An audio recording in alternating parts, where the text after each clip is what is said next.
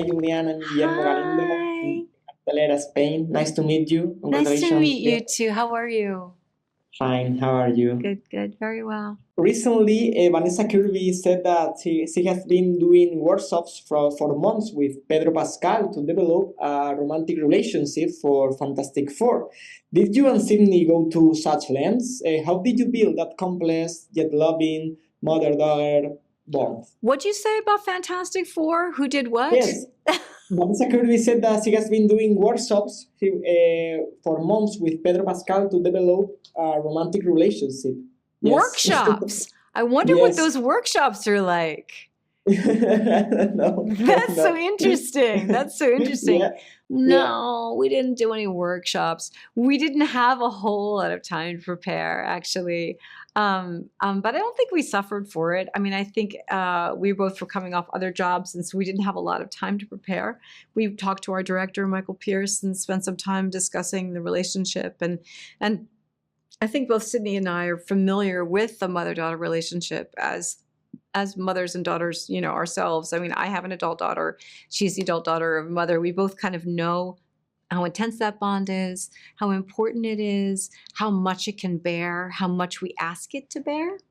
So we were interested in exploring that, what does that mean to each of them? How far can they push it?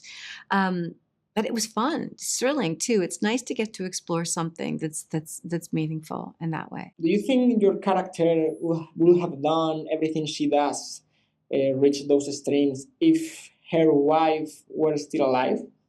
Well, that's an interesting question. I do think that when we meet Kate, she's at a point she's bereft, I mean, she really is kind of at the bottom of the barrel, and she really does feel like she has nothing left to lose. It's like her one connection, the only connection to a living person is really to this child of hers, and so she'll do anything to not lose it. So it's hard to know, because you do get the sense that she's had difficulty in this relationship before and has difficulty setting boundaries as well. But she is in a pretty raw state when we start the film. If the film makes one thing clear, is that middle-aged women should never be underestimated. Do you think society still tends to do that? I think that we all underestimate each other. I don't think you ever really know what someone is capable of. And in this particular case, when you see her at the beginning of the film, you don't feel that she's capable of much. She's really struggling. She's struggling with her grief. She's struggling with the economics of the farm. She's struggling with her daughter's addiction, and she doesn't seem to have the capacity to bear very much. But we don't know her. In the same way that we don't know anyone. And we don't even know ourselves. I think sometimes we ask ourselves, like, what could I take?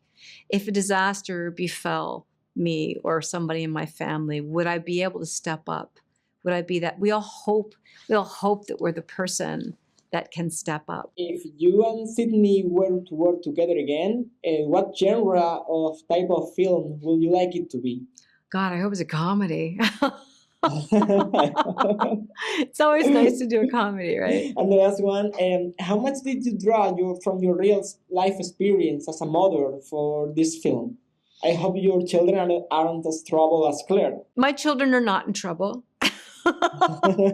My children are doing great. I think that, whenever you do any kind of work, you always draw on your own life experience because that's sort of what you know. But that being said, you kind of use what you know as a person, and then you draw very much from the script. And in this case, the script was so beautifully written and so finely drawn. There was so much I could take from that. Thank you so much, Thank Julianne. you. Congratulations. Nice to talk to you.